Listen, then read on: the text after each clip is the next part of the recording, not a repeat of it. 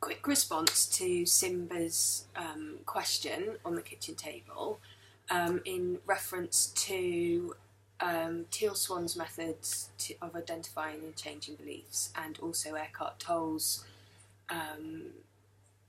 being in the now and being present and you're not of your mind. All layers, whichever layer you work with, are all super important. So this is how I view it. Our soul is incarnated within this body. It's pure. We are pure light beings and we incarnate into this body. Now, that's not to say that when we incarnate in our body is at the moment of birth or in the womb, or a lot of the time I meet people and they part of them did come into their bodies and part of them didn't. They weren't 100% sure they wanted to incarnate, so they stayed, and they didn't incarnate until they work with me. A lot of other times they came present in their body at the age of 8.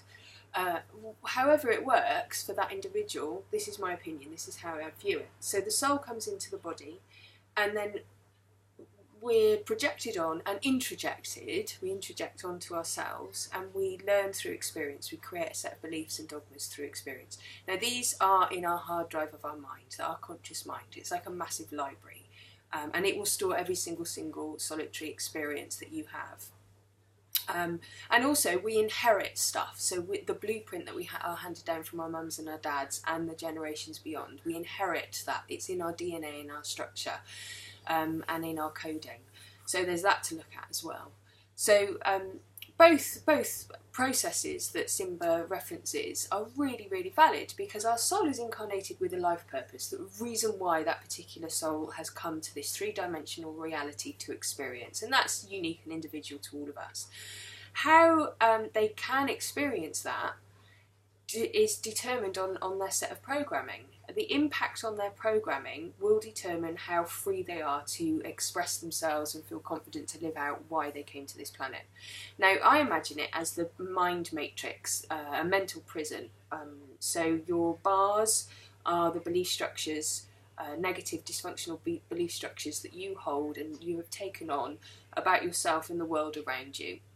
Now, you can do the individual processes of picking out those core beliefs and all the little ones. That's how I work. It's the whole gamut of beliefs that hold something in play.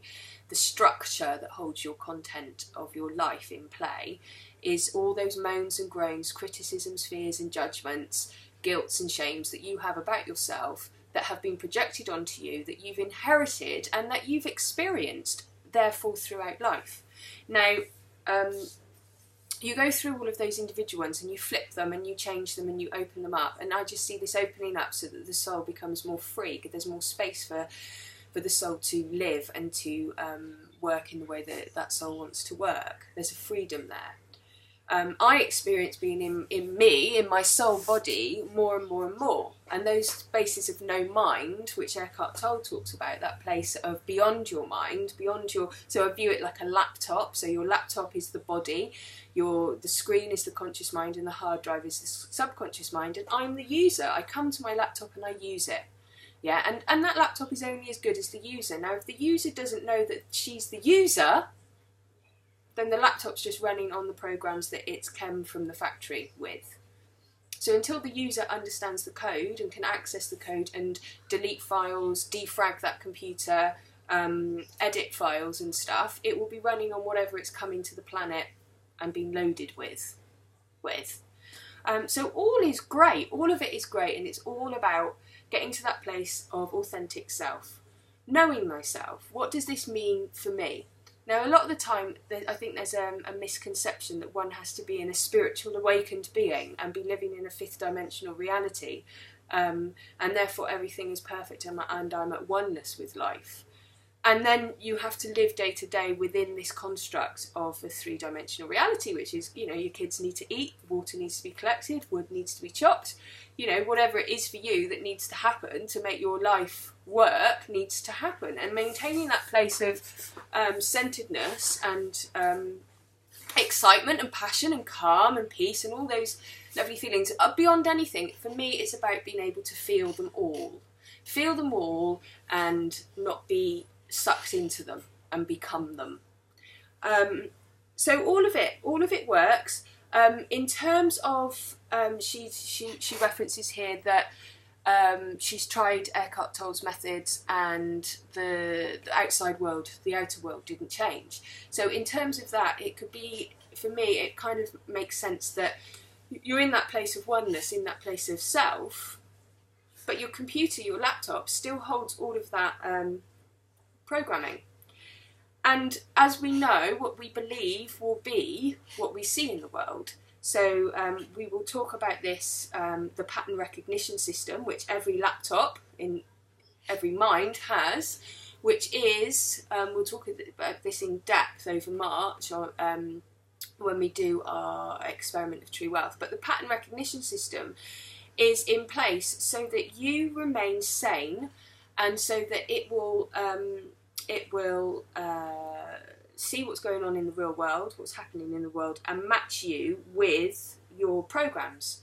And if on your laptop, which is you, your mind, it says, I've got to be skint, I'm not going to be living my life to my higher purpose, I haven't got the confidence to do that, it will match you up with things like that. Even though you could be in this space of no mind. Now, the point implies to me that if you're in this place of no mind and oneness and connection, that your conscious mind isn't comparing where you are. The conscious mind isn't still then going, yes, but your outer world isn't in reference to your inner world. If that's what's happening, then one would imagine that you weren't really truly in your authentic self. I imagine that when one is in that place of true authentic self, and you're not your mind, you're not your laptop anymore, and you live from that place long enough, those programs on the laptop will reprogram, and then those things that your conscious mind desires aren't really a necessity anymore. There's no comparison, there's no inner conflict, there is an alignment.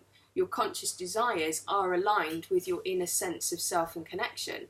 And, you know, living with a leaky roof and not having money to put on the kitchen table doesn't become an importance.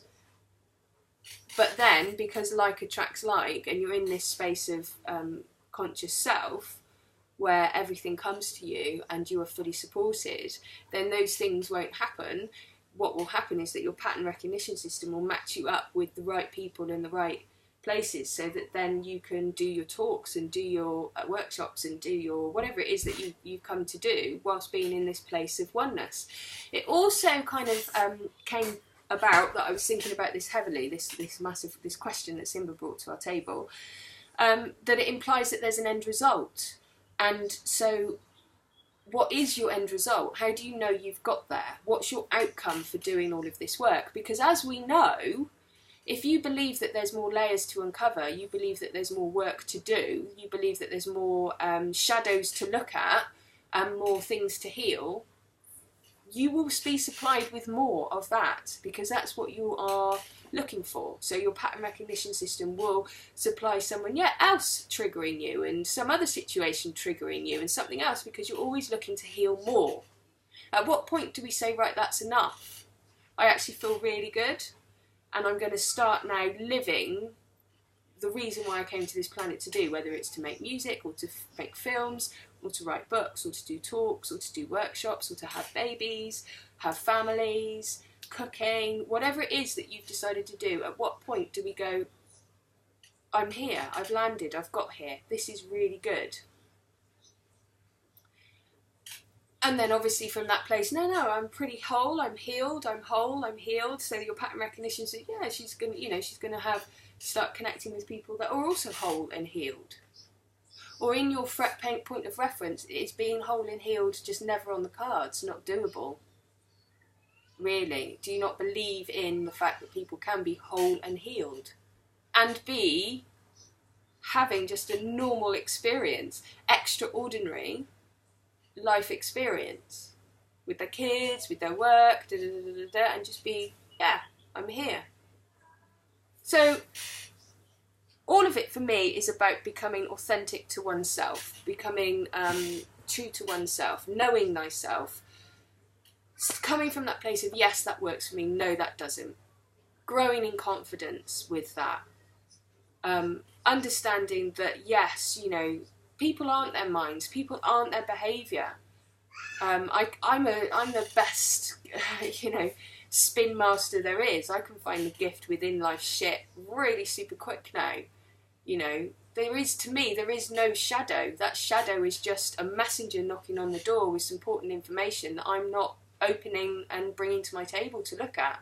That's all. It's got a higher purpose for me. It's got a, maybe twisted, maybe dysfunctional, but it's got a positive intent for me. I know now how to talk to those parts and see what that positive intent is. And therefore, I can interject that out and project it out, and I can see what people are really trying to say or do or get for themselves. So I can see through their behaviour into who they are, their soul is. I like that place. I'm happy in this place. I haven't completely camped, but I do like the awareness that I've got around all of this. So, in terms of eliciting beliefs that are holding you back and keeping you in prison, brilliant. Elicit them, get them. Each strand of that prison bars need opening up so that the soul can be released. Or if you can do it the other way around, get to the soul and just be in that presence and be in that place and practice of being in that place of no mind.